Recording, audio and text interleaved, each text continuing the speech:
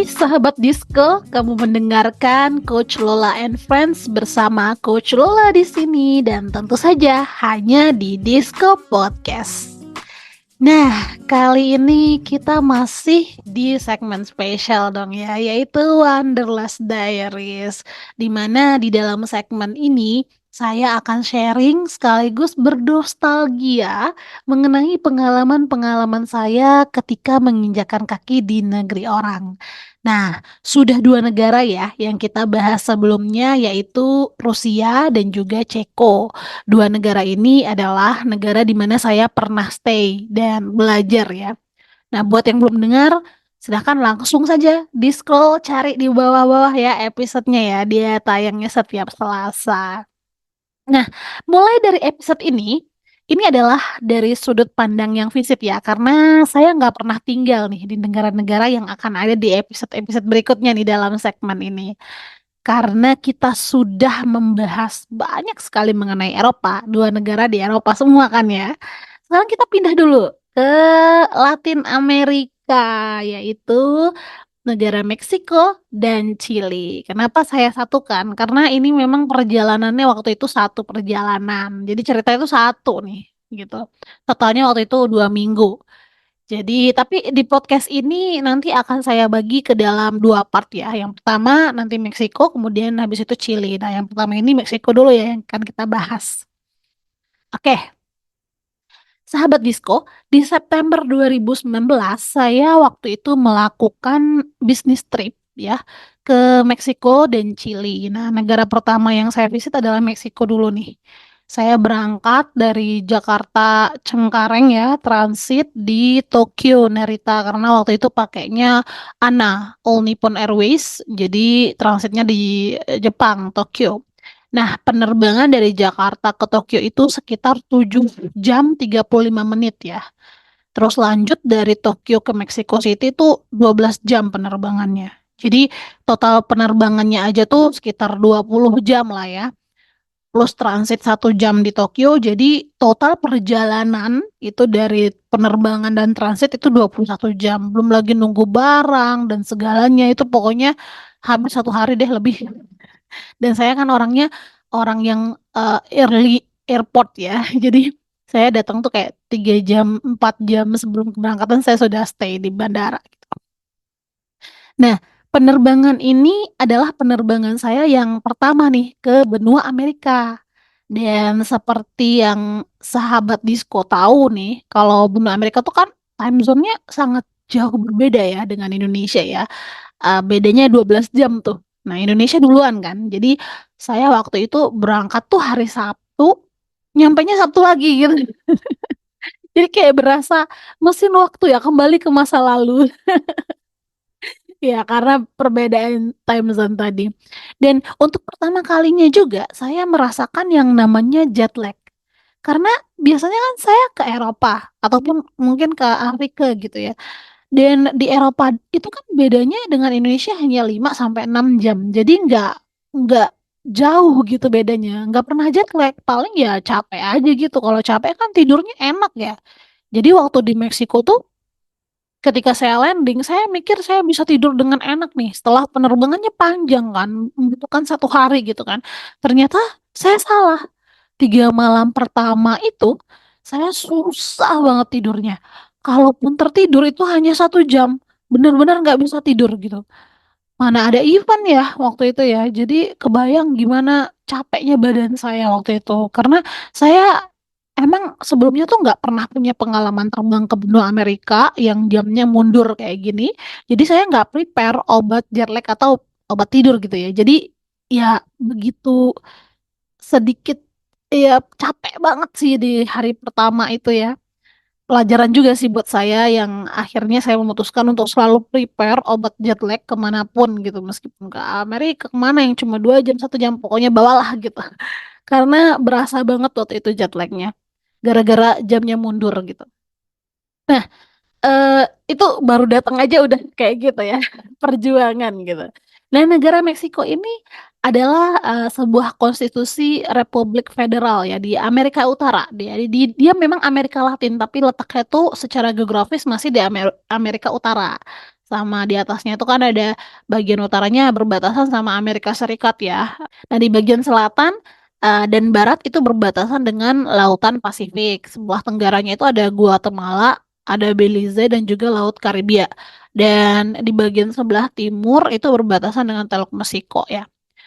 Nah, Meksiko ini merupakan negara terbesar ketiga di Amerika Latin, kalau kita ngomongin Latin ya, dan juga negara yang paling banyak berbahasa Spanyol karena penduduknya paling banyak kan. Jadi yang paling banyak berbahasa Spanyol itu ya di Meksiko ini gitu. Nah, sewaktu di sana cuaca cukup dingin waktu itu September 2019 itu sekitar 18 derajat ya, dan waktu itu saya selesaan gitu kan sama berangkat, mikirnya gini, udahlah gak sedingin Rusia lah ya gitu. Lupa kalau waktu itu tuh udah 2 tahun gak tinggal di Rusia padahal gitu. Jadi daya tahan tubuh tuh terhadap suhu dingin tentunya udah berubah dong ya. Jadi akhirnya saya kedinginan waktu itu ya. Untungnya bawa jaket yang lumayan tebal. Jadi ya udah akhirnya kemana-mana pergi pakai jaket gitu.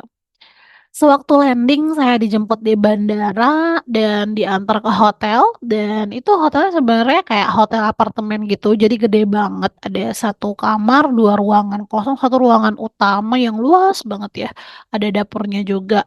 Sedangkan waktu itu saya tinggal sendirian. Gak ada orang, jadi berasa krek-krek gitu ya di kamar itu sendirian.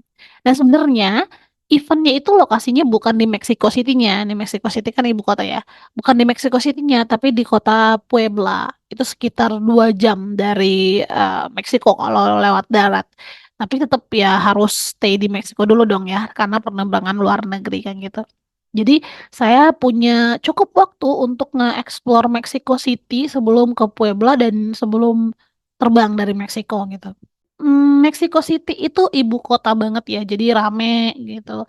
Cuma memang sebenarnya saya nggak expect kalau Mexico City tuh ternyata tuh lebih develop dari segi infrastruktur, transportasi daripada Jakarta. Cukup kaget ya waktu itu. Nah, kalau Meksiko mungkin sahabat disco tuh langsung bilang tacos, nachos gitu ya tuh udah akrab banget ya di telinga ya, makanan-makanan Meksiko, kuliner Meksiko gitu, dan memang lumayan terkenal gitu. Meski mereka banyak pengaruh Spanyol, tapi katanya sih kalau soal makanan ya Meksiko lebih juara gitu katanya gitu. Saya sendiri sebenarnya sebelum mengunjungi Meksiko, saya tuh bukan pencinta makanan Meksiko, tapi begitu saya di sana, saya akui memang makanannya seenak itu. Apalagi mereka juga suka pedes ya. Mereka punya beberapa tipe cabai yang rasa pedesnya tuh beda-beda, nggak kayak kita gitu. Pedesnya tuh ada yang aneh gitu.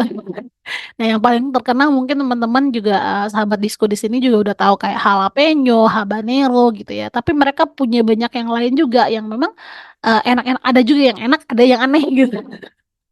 Dan mereka tuh punya juga makanan-makanan tradisional yang saya bilang tadi rasanya juga banyak yang aneh. Jadi ada waktu itu saya sempat nyobain permen, katanya tuh permennya kayak pedas gitu. Cuma ya memang pedas, tapi kan cabai di sana tuh beberapa rasanya agak aneh ya di mulut kita ya. Jadi waktu permennya saya coba tuh kayak dirasa apa gitu. Tapi menarik gitu buat saya. Jadi waktu itu kan event saya itu adalah food and beverage exhibition ya. Jadi banyak dong apa namanya stand-stand yang punya makanan gitu kan. Nah, kita biasanya saya tuh juga keliling tuh untuk cari makanan-makanan apalagi lagi di Meksiko. Jadi khusus kayak makanan di stand-stand Meksiko tuh dilihat tuh mana nih yang aneh gitu. Nanti dikasih sama dia. Cuma buat nyobain aja biar nggak penasaran kayak gitu. Dan mereka juga punya stick nih yang wah parah sih enak. Karena memang konon katanya nih ya, yang paling bagus mengolah daging ke steak itu adalah negara-negara di Amerika Latin. Lebih tepatnya sih yang paling bagus itu di Argentina ya. Tapi emang Amerika Latin tuh jago lah ya dia ngolah daging steak gitu. Nah, di hari terakhir event waktu itu saya ditraktir gitu ceritanya sama waktu itu ya yang di sana ya makan di sebuah restoran itu fine dining, itu menunya steak di sana.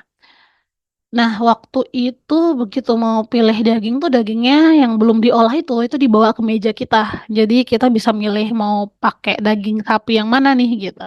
Nanti waitressnya juga bawain. beberapa tipe garam nih ke meja untuk dipilih nanti dagingnya mau digaramin pakai garam apa kayak gitu. Nah, di situ saya baru tahu ternyata ada loh sahabat disko garam enak dan garam yang biasa aja. Ada sekitar berapa ya? 5 atau 6 tipe garam waktu itu yang ditaruh di meja kita ya, dan saya nyobain semua kan. Bener loh sahabat disko itu beda-beda rasanya, ya asin tapi beda gitu. Ada yang enak banget memang, ada yang memang ya asin seperti biasanya gitu. Nah, setelah dipilih, kita tunggu lumayan lama lah, sekitar 30 menit ya kali ya dibuat ya. Tapi mereka udah ada komplementer kan waktu itu nachos gitu. Jadi bisa dicocol bareng dengan tipe-tipe cabenya tadi yang banyak, lumayan ada berapa tipe cabe gitu ya. 30 menit kemudian akhirnya datang lah ya daging yang waktu itu kami pilih, American beef namanya cowboy ya. Dan itu yang paling mahal memang. Harganya waktu itu 1 kilogram itu kalau dikonversikan ke rupiah sekitar 2,1 juta waktu itu ya 1 kilogram itu. Kita pilih karena memang penasaran kan, paling mahal harusnya paling enak dong ya gitu ya. Dan sahabat Disko, stick itu sampai sekarang masih menjadi the most delicious steak yang pernah saya makan. Sampai saat ini belum ada yang bisa ngalahin keenakannya. Itu enak ya, gak bisa diungkapkan dengan kata-kata. Kalau waktu itu lagi makan itu di videoin tuh, misalnya lagi di videoin makan, mungkin ekspresi saya pun gak cukup untuk menjabarkan seenak apa daging itu, steaknya itu gitu. Seenak itu gitu. Apalagi waktu itu dimakannya sama cabenya kan, ada, saya lupa nama cabenya itu apa. Itu mirip kayak cabai rawit kita, hijau kecil tapi nggak sepedes rawit sih. Nah, dimakan sama steaknya itu wah, parah sih, enak banget sih. Ini saya ketika saya ngobrol lagi nih sama sahabat Disko ini masih bisa ngerasain gimana enaknya nih. Mana lagi puasa gitu ya. Masih tinggal gitu di lidah enaknya. Lebay banget ya saya ya. Nah, satu lagi yang juga berkesan di saya tentunya churros ya. Kalau ini memang Spanyol banget ya churros tuh ya, dan di Meksiko pasti juga ada karena kan mereka bahasa Spanyol, orang Spanyol yang banyak di sana. Nah, churros yang saya rasakan di Meksiko itu ya pastinya churros paling enak dong yang pernah saya rasakan, karena saya belum pernah ke belum pernah ke Spanyol, jadi saya belum pernah merasakan churros di Spanyolnya, tapi ini baru pertama kali saya menginjakkan kaki di di negara yang berbahasa Spanyol yang churros juga salah satu makanan tradisional mereka gitu ya. Dan ini yang paling enak memang di Indonesia ya nggak ada lah ya seenak itu gitu. Dan juga Meksiko itu kan juga terkenal dengan kopinya kan nih, bagi pencinta kopi, biji-biji kopi dari Meksiko tuh juga mahal-mahal dan enak-enak gitu. Nah, mereka juga banyak coffee shop tuh di sana yang memang kopinya juga banyak yang enak. Nah, pokoknya perjalanan saya ke Meksiko yang berkesan ya waktu itu adalah kulinernya. Seenak itu sih. Cuma menemukan makanan Meksiko yang enak di luar Meksiko memang sedikit susah ya. Di Eropa pun mungkin di Spanyol kali ya yang bisa nemuin yang enak. Saya nggak pernah ke Spanyol sih, tapi kalau di Eropa Timur gitu, saya nyoba makanan Meksiko tuh nggak seenak itu sih, biasa aja gitu. Nah, selain makanan, Meksiko juga terkenal dengan negara yang kaya akan budaya ya pasti ya. Budaya mereka tuh lumayan terkenal dan cukup menarik ya dengan budayanya gitu. Mulai dari ada waktu itu pengamen di restoran yang ngemamen dia bawanya harpa. Padahal dia cuma ngamen di restoran kayak gitu ya mereka. Dan orang-orang itu sangat lively ya. Latin ya, khas Latin seperti itu. Terlihat lebih menyenangkan lah hidup mereka ya dibandingkan orang-orang di bagian Eropa, apalagi bagian Eropa Timur. Nah, kalau bagi saya Meksiko itu sempat membuat masa kecil saya bahagia, yaitu dengan telenovelanya gitu ya, khususnya Amigos. Mungkin beberapa sahabat disco ada yang tahu, ada yang nggak tahu juga. Mungkin anak-anak zaman sekarang tuh nggak akan tahu gitu ya. Amigos itu serial Meksiko anak-anak gitu, dan itu booming banget pas saya sekolah dasar. Jadi waktu saya landing di Meksiko ya kepikiran sama saya itu pemainnya gitu. Wah, Pedro gitu ya. Wah, ini tempat Pedro nih gitu. Nah, arsitektur kota Mexico City, saya kan pergi ke Puebla juga ya. Kota Puebla itu memang sangat Eropa banget ya. karena mereka kan dulu, Spanyol gitu ya. Jadi gedung-gedungnya tuh gedung-gedung lamanya itu khas Eropa memang kebanyakan. Di antara Mexico City dan Puebla, mungkin saya lebih menyukai Puebla. Karena Puebla ini memang salah satu pusat sejarah Meksiko juga, dia kotanya kecil. Dan bangunannya juga khas Eropa, kalau Meksiko kan udah ada pencampuran dengan modern ya, karena dia ibu kota. Nah, perjalanan dari Mexico City ke Puebla itu kan tadi saya sempat bicarakan kalau itu 2 jam. Nah, di sepanjang jalan itu lumayan bagus tuh kalau lagi perjalanan, mirip kayak perjalanan ke Bandung tuh. Di samping kirinya itu hijau gitu. Sebenarnya saya nggak sempat mengeksplor alamnya karena memang Meksiko juga terkenal dengan alamnya sih ya sebenarnya. Tapi karena waktu itu jadi nggak sempat. Jadi eh, pembahasan tentang Meksiko ini kayaknya kebanyakan tentang kuliner ya. Tapi memang pembahasan Meksiko ini memang sangat kuliner karena memang saya makan mulu. Karena nggak bisa pergi ke alamnya kan waktu itu karena bisnis trip kayak gitu ya. Nah, intinya Meksiko itu melampaui harapan saya ya.